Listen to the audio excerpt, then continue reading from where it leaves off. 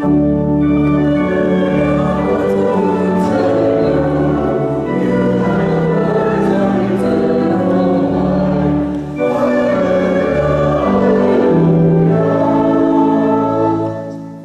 gospel this morning is according to John in the 10th chapter.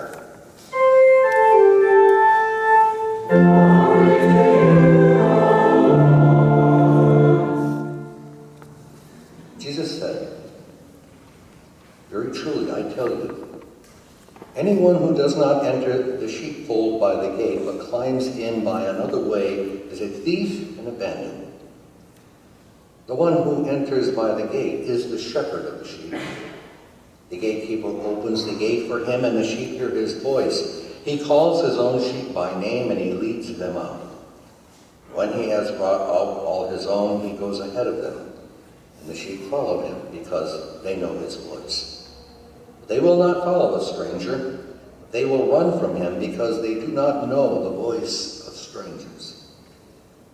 And Jesus used this figure of speech with them, but they did not understand what he was saying to them. So again, Jesus said to them, "Very truly I tell you, I am the gate for the sheep. All who came before me are thieves and bandits, but the sheep did not listen to them. I am the gate. Whoever enters by me will be saved and will come in and go out and find pasture. The thief comes only to steal and kill and destroy. I come that they may have life and have it abundantly." This is the gospel of the Lord.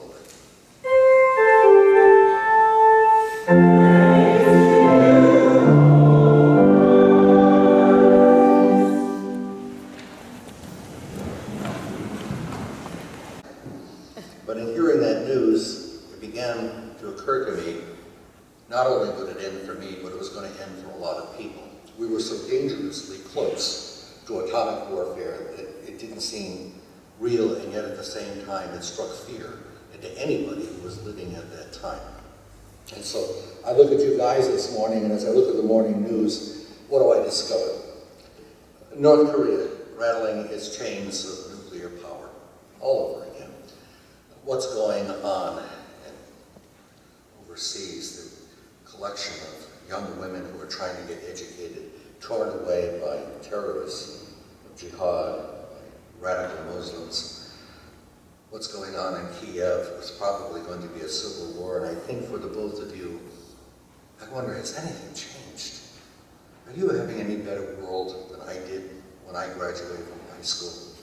And it seems so much even more complex for you than it was for me. It was just one basic enemy, and now we face so many from various places. But I do know this, that throughout my life, I have discovered that you can kind of take people into two basic areas of life. At least this has been my discovery. And these are the people whose footprints upon the world have somehow enhanced the lives of other people. And then there are the footprints of those who have somehow detracted, even killed, and taken away the lives of other people.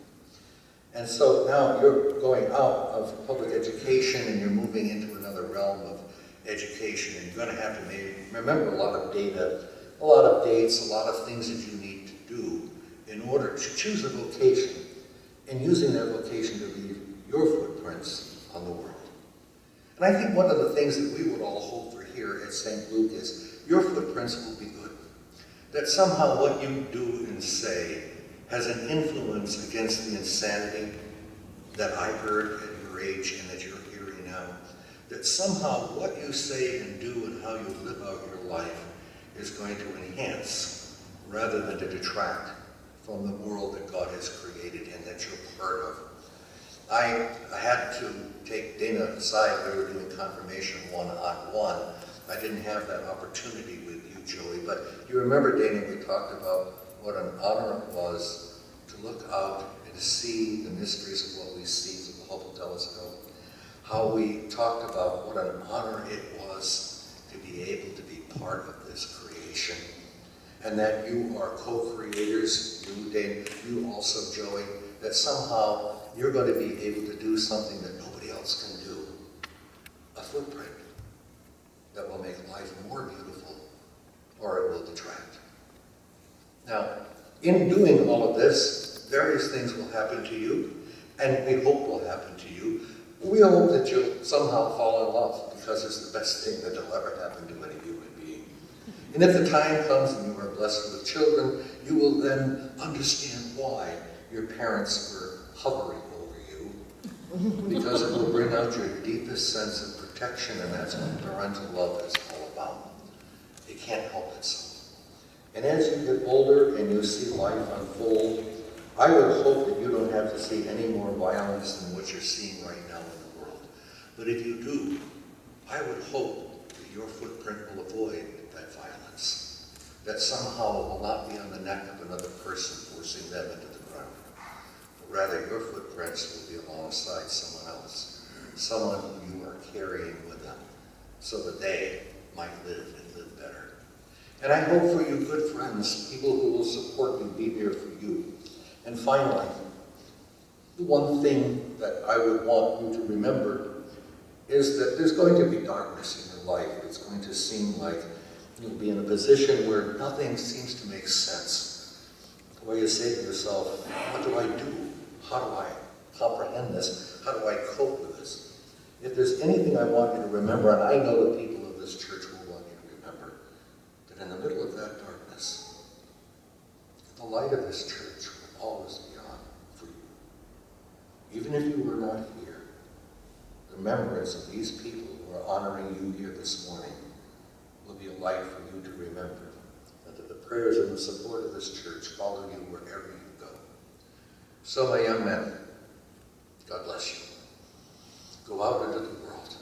Make your footprints. Make them beautiful.